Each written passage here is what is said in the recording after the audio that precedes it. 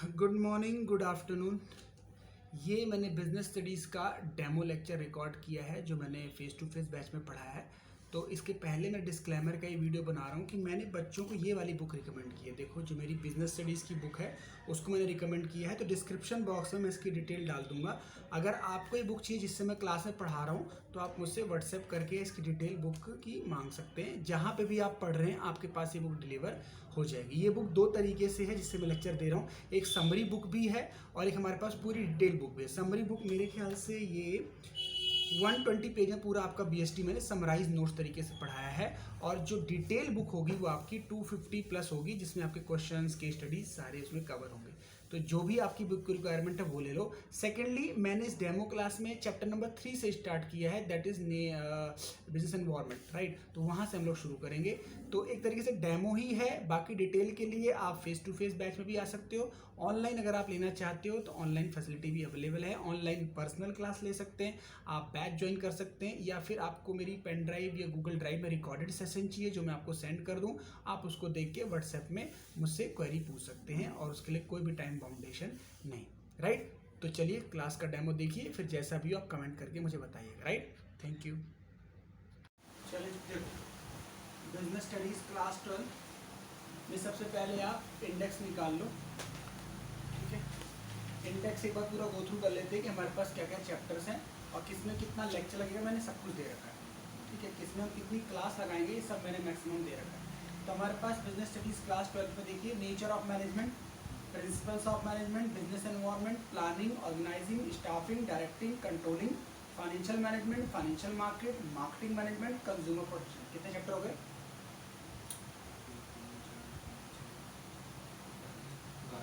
12 chapter, ठीक है। 12 chapter में हमारे पास ये देखना है कि जो कंट्रोलिंग तक चैप्टर्स है वो आपका पार्ट 1 कहलाता है। यानी मैंने पहले भी आपको थोड़ा सा बताया था कि नेचर ऑफ मैनेजमेंट से कंट्रोलिंग तक का जो पार्ट है वो कौन सा पार्ट है? फर्स्ट पार्ट, यानी ये पूरा मैनेजमेंट का डिस्कशन है। उसके बाद है स्पेसिफिक पार्ट ऑफ मैनेजमेंट, यानी फाइनेंशियल मैनेजमेंट से कंज्यूमर प्रोटेक्शन तक की जो बात होगी वो मैनेजमेंट के स्पेसिफिक फंक्शंस, ठीक है। अच्छा, टोटल अगर हम बात करें तो देखो, पहले चैप्टर में 3 क्लास लगेंगी, दूसरे में 3, तीसरे में 2, 2 से 3 हो सकती है इसकी, planning 2, organising 4, staffing 3, directing 4, controlling 2, financial management 3, financial market 3, financial management 4, consumer protection 2। तो ये मैंने मिनिमम क्लास लिखी है, मतलब मिनिमम, ये मतलब समरी की सब जोड़ के। जब कोई बच्चा पास में आता है एग्जाम के तो उसको तेज करना पड़ता है। यानी मैक्सिमम टू मैक्सिमम हम 40-45 क्लास में अपनी बीएसटी पूरी खत्म कर सकते हैं एक बार। उसके बाद केस स्टडी, उसके बाद प्रीवियस ईयर पेपर, उस तरीके से हम करेंगे। यानी एक बार पूरी बीएसटी अगर मंथ वाइज देखें तो मैक्स टू मैक्स 2 महीने, और अगर हम वैसे देखें नंबर ऑफ क्लासेज तो 40 से 45 क्लास में हमारी बीएसटी खत्म हो जाएगी, राइट। अब थोड़ा सा पैटर्न चेंज है। पैटर्न जैसे अभी लास्ट ईयर 2 बार पेपर हुए, इस बार अगर हो सकता है 2 बार होंगे तो एक ही बार एग्जाम होगा, ठीक है। और इस बार अभी एग्जाम कैसे हुए थे? ऑब्जेक्टिव अलग, सब्जेक्टिव अलग। पहले एमसीक्यूज हुए और मार्च में कैसे हुए? Subjective paper. तो हमें उसी पैटर्न के लिए तैयार रहना है जब तक कोई नया नोटिफिकेशन सीबीएसई का ना आए स्कूलों, ठीक है। चलो, ये बुक मैं बच्चों को तब दूंगा, यानी आप लोगों को तब दूंगा जब हमारे पास समरी का टाइम होगा, रिवीजन का टाइम होगा। ये रिविजनरी बुक है, इसमें मतलब मैंने टॉपिक को एक्सप्लेन नहीं किया। जैसे आप नोट्स बनाते हो ना, वो नोट्स हैं जो मैं इकोनॉमिक्स में कह रहा हूँ आपको बनाने के लिए। इसमें क्या है, जैसे कोई मान लो पॉइंट है फीचर्स ऑफ मोटिवेशन, तो मैंने हेडिंग लिखी, तो ये आप स्टार्टिंग में रेफर नहीं करोगे, ये आप तब रेफर करोगे जब एक बार बुक से पूरा अंडरलाइन करके पढ़ लोगे और फिर उसको रिवाइज करने के लिए पॉइंट, ठीक है। तो ये पॉकेट मैंने बुक बनाई है कि कोई बच्चा कहीं भी कैरी कर सकता है। डिटेल के लिए भी बुक है, वो पूरी बुक है 200-250 पेज की है। उसे हम रिकमेंड तब करेंगे जब हम पूरी रीडिंग स्टार्ट करें। अभी हमें इसी तरीके से चलना, ठीक है।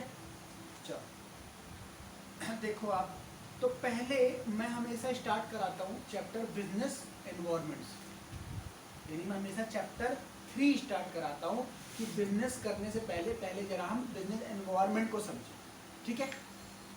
देखो, बिजनेस एनवायरमेंट क्या कहता है, पेज नंबर क्या है बिजनेस एनवायरमेंट का? 17। बिजनेस एनवायरमेंट का जो टॉपिक है मैंने लिखा हुआ है 3 to 5 मार्क्स का आएगा। मिनिमम 3 मार्क्स, मैक्सिमम 5 मार्क्स का इस चैप्टर से आएगा, इससे ज़्यादा का नहीं आएगा, ठीक है। अब इसमें पहले हम समझते हैं कि इसमें हम टॉपिक क्या क्या पढ़ेंगे। इसमें हम पढ़ेंगे बिजनेस एनवायरनमेंट क्या होता है, बिजनेस एनवायरनमेंट के फीचर्स क्या होते हैं, बिजनेस एनवायरनमेंट के ऑब्जेक्टिव क्या होते हैं, बिजनेस एनवायरनमेंट के कंपोनेंट्स क्या होते हैं। बिजनेस एनवायरनमेंट के 3 चीज़ें हम पढ़ेंगे कि गवर्नमेंट ने 1991 में एक पॉलिसी लाया था जिसे हम बोलते हैं इकोनॉमिक पॉलिसी 1991, जिसमें हम पढ़ेंगे लिबरलाइजेशन, प्राइवेटाइजेशन और ग्लोबलाइजेशन। ठीक है। और डीमोनेटाइजेशन नया टॉपिक ऐड हुआ था, लास्ट ईयर डिलीट कर दिया गया है। अगर वो ऐड हो गया तो उसको भी करेंगे, वैसे उसको ऐड होना चाहिए। डीमोनेटाइजेशन एक ही सेशन में ऐड हुआ, उसी बार आया, उसके बाद डिलीट ही कर दिया उसको कोविड के टाइम में। ठीक है, बट टॉपिक बहुत इंटरेस्टिंग है।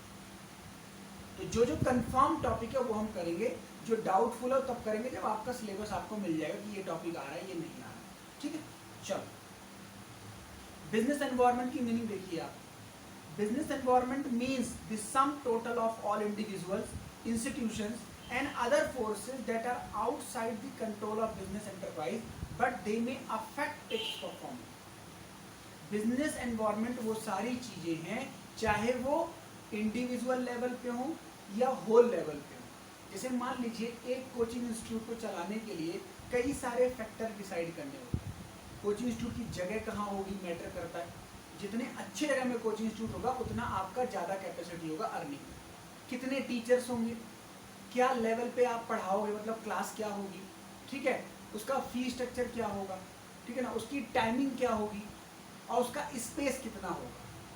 मतलब एक कोचिंग इंस्टीट्यूट को ओपन करने के लिए या फ्रेश स्टार्टअप करने के लिए कई सारी चीज़ें हमें माइंड में सोचनी होती है। तो ये बिजनेस एनवायरनमेंट ही है, यानी कोचिंग बिजनेस को चलाने के लिए बिजनेस के एनवायरनमेंट को समझना पड़ेगा कि बच्चे क्या पढ़ते हैं, बच्चे 11th में क्या ज़्यादा लेते हैं, सब्जेक्ट क्या चूज़ करते हैं, वहाँ में टीचर कितने अवेलेबल हैं कितने नहीं हैं, टीचर मार्केट में है या नहीं है, वहाँ मार्केट की फीस कितनी चल रही है। उन सबको सोच के हम लोग क्या करते हैं, अपना बिजनेस सेटअप करते हैं। ये हर बिजनेस में, ठीक है, ये हर बिजनेस में। देखो मीनिंग दोबारा देखते हैं।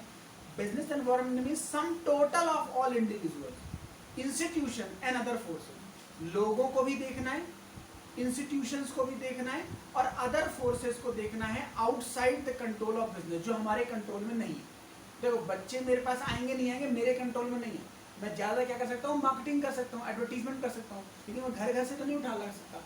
ठीक है ना। दूसरी बात, बच्चों की फी कैपेसिटी कितनी होगी। मान लो मैंने फी डिसाइड कर दी, कुछ बच्चा कम की रिक्वेस्ट करता है, कुछ बच्चा होम ट्यूशन पढ़ता है, कुछ बच्चा पर्सनल पढ़ता है, ज़्यादा भी दे सकता है, यानी वहाँ पर भी मेरा कंट्रोल नहीं।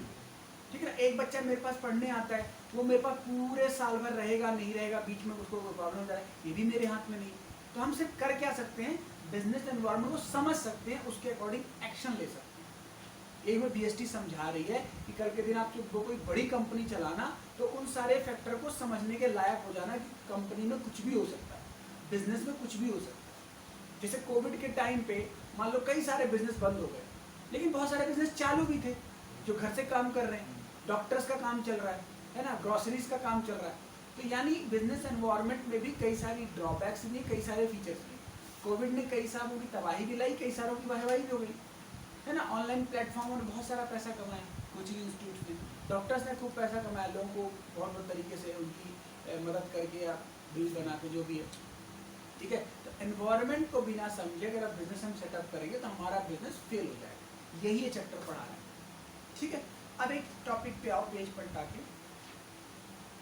Dimensions, component, element of business environment. ठीक है। बुक मैं बता रहा हूँ, आप कोई भी ले सकते हो, बट मैं सुभाष दे रिकमेंड करता हूँ। नहीं सुभाष दे तो हम इस नोट से कंटिन्यू करेंगे, मेरे नोट सफिशिएंट है, और वरना मैं डिटेल वाली बुक आपको दे दूँगा जो 250 पेज की। ठीक है।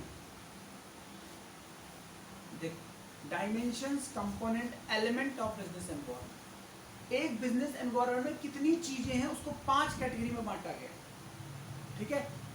Economic, social, technological, political, legal.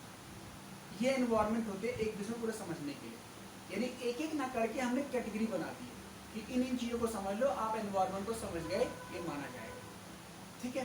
पहला है इकोनॉमिक एनवायरनमेंट। इकोनॉमिक एनवायरनमेंट देखो नीचे लिखा हुआ है, inflation rate, interest rate, value of rupees, stock market indexes, ये सब चीजें किसमें आती हैं, इकोनॉमिक एनवायरनमेंट। यानी किसी भी कंट्री में बिजनेस करने जाते हो किसी जगह, तो वहाँ देख लो महंगाई कितनी है, वहाँ ब्याज का रेट कितना है, वहाँ रुपी डॉलर का रेट कितना है, और वहाँ पे देख लो स्टॉक मार्केट का क्या हाल है। लोग बिजनेस पैसा लगाते हैं नहीं लगाते हैं, शेयर मार्केट पैसा लगाते हैं नहीं लगाते हैं, ये आप चीज़ें पहले अंडरस्टैंड करो। यानी बिजनेस में इकोनॉमिक एनवायरनमेंट को समझने का मतलब है देश के अंदर की अर्थव्यवस्था के बारे में समझना। जो बाहर की कंपनियां इंडिया में आती हैं या इंडिया कंपनी बाहर जाती हैं, उनको इकोनॉमिक एनवायरनमेंट का एनालिसिस डिटेल से करना पड़ता है, ठीक है ना।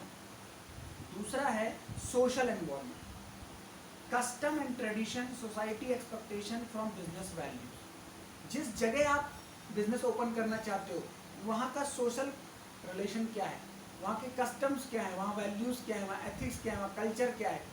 जैसे मान लीजिए मुझे कोचिंग इंस्टीट्यूट खोलना है, मैं साउथ इंडिया में खोलना चाहता हूँ, तो वहाँ कल्चर ये कि आपको इंग्लिश में पढ़ाना पड़ेगा, वहाँ के लोग हिंदी नहीं बोल पाते, तो मुझे टीचर इंग्लिश के रखने पड़ेंगे, इंग्लिश मीडियम की तैयारी करनी पड़ेगी, और कोचिंग इंस्टीट्यूट भी ऐसा रखना पड़ेगा कि मैं वहाँ पे अपना एडजस्ट कर पाऊँ।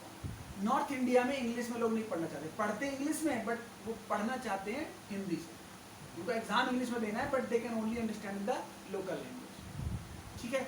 और भी हम बात करते हैं, जैसे नॉर्थ ईस्ट में जाओगे आप असम वगैरह में, तो वहाँ उसी लैंग्वेज में लोग पढ़ाई करते हैं, वहाँ असमीज पढ़ना चाहते हैं, वहाँ मणिपुर की लैंग्वेज, तिब्बत मतलब उस वहाँ की लैंग्वेज पढ़ना चाहते हैं। तो हर जगह का एटमॉस्फेयर अलग अलग है, ये हमें समझने की जरूरत है। ऐसे दिल्ली के अंदर मान लो आप, दिल्ली में तुगलकाबाद एक्सटेंशन का अलग एनवायरमेंट है, संगम बिहार में कोचिंग इंस्टीट्यूट का एनवायरमेंट, जीके में खोलोगे अलग एनवायरमेंट है ना, डीडे फ्लैट का अलग एनवायरमेंट, सब्जेक्ट वही, टीचर सेम, लेकिन फीस स्ट्रक्चर अलग अलग हो जाता है।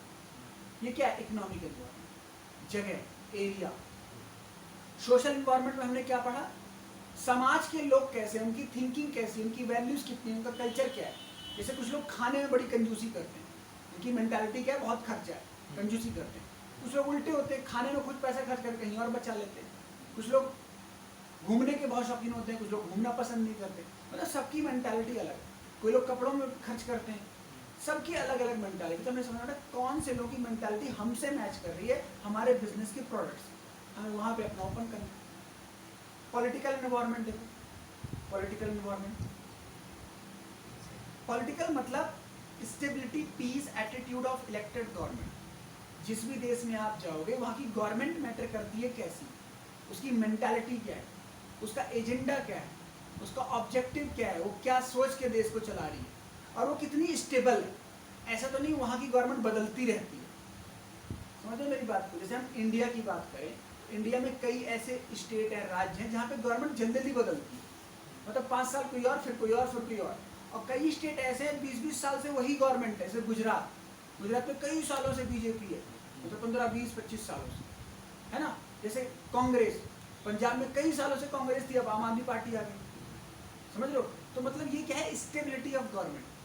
किस स्टेट में, किस कंट्री में गवर्नमेंट की स्टेबिलिटी कितनी, अगर स्टेबिलिटी है मतलब वहाँ के लोग गवर्नमेंट से खुश हैं, तो बार बार उसी को इलेक्ट कर रहे हैं, है ना। अब ऐसे मान लो कोई आता है, उसकी मेंटालिटी ये है कि हम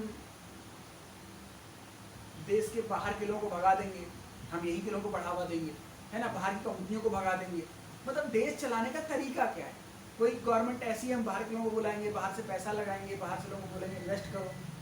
तो इलेक्टेड गवर्नमेंट का आइडिया हमें समझना पड़ता है कि हमें उससे फायदा है या नहीं, उस गवर्नमेंट से। क्लियर। लीगल एनवायरनमेंट में क्या है, law made by government, court, judgement etcetera. जिस कंट्री में आप जा रहे हो वहाँ का लीगल फ्रेमवर्क क्या है, वहाँ कानून कितना स्ट्रिक्ट है, वहाँ कानून कितना लिबरल है, वहाँ कानून को लोग कितना मानते हैं। क्या कानून को मैं तोड़ दूंगा तो मुझे बंद कर देंगे, या पेनल्टी देके छूट सकते हो, समझ रहे हो। वहाँ की कोर्ट कितनी सख्त है, कितनी जल्दी फैसले आते हैं। जैसे इंडिया में अमूमन माना जाता है कि यहाँ कोर्ट कचहरी में लोग फंसना नहीं चाहते, यहाँ डिसीजन बहुत लेट आते हैं। अब डिसीजन लेट आते हैं अलग मैटर है, यहाँ केस इतने ज़्यादा है, डिसीजन लेट आते हैं, इतने ज़्यादा पेंडिंग केसेस पड़े हुए हैं कि नंबर ही नहीं आता, है ना। यहाँ का देखा जाए तो इतना स्ट्रिक्ट लॉ नहीं है, कई तरीके हैं आप उससे बाहर आ सकते हो, लेकिन हर कंट्री में ऐसा नहीं है, स्ट्रिक्ट प्रोविजंस है ना। लास्ट आता है टेक्नोलॉजिकल एनवायरनमेंट, जहाँ पे आप काम करते हो, जिस कंट्री में काम करते हो, जिस प्रोडक्ट में काम करते हो, उसकी टेक्नोलॉजी कितनी तेजी से बदल रही है। जैसे कोविड के टाइम पे ऑनलाइन कोचिंग का बहुत ज़्यादा क्या हो गया, स्कोप हो गया। पहले किसी ने सोचा नहीं था कि मोबाइल से भी हम पढ़ें, mobile was only for entertainment, but now mobile is one of the tool of education. Mobile के बिना हम आज पढ़ ही नहीं सकते, ऐसा हो गया है वो, क्योंकि due to COVID period, after COVID period, है ना।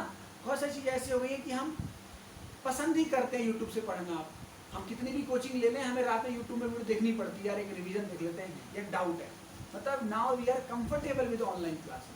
बहुत सारे स्टूडेंट तो पूरी जिंदगी, मतलब पूरी स्कूल लाइफ ऑनलाइन ट्यूशन से ही पढ़ लेते हैं ना। मतलब वो लोग कहते हैं कोचिंग मैंने ली ही नहीं, they depend on social media, they depend on whatever platform, जो फ्री के प्लेटफॉर्म ऑनलाइन। तो टेक्नोलॉजी को समझना पड़ेगा, वरना जितने फेस टू फेस पढ़ाने वाले हैं उनका नुकसान हो जाएगा, तो बच्चे नहीं आएगा उनके पास, उनको इसका सब्स्टिट्यूट रखना पड़ेगा। ये क्या कह रहा है चैप्टर ने क्या पढ़ाया हमको, dimensions, element, component of business environment. इसको याद कैसे करेंगे हम, बिजनेस स्टडी में 40% मैंने कोड बना रखा है याद होने के लिए, 60% याद हो जाएगा। अब इसका कोड क्या है, पेस्टल। पेस्टल देखो कैसे याद हो जाएगा, pastel, P for political, E for economical, S for social, T for और L फॉर लीगल। तो पेस्टल याद हो जाएगा।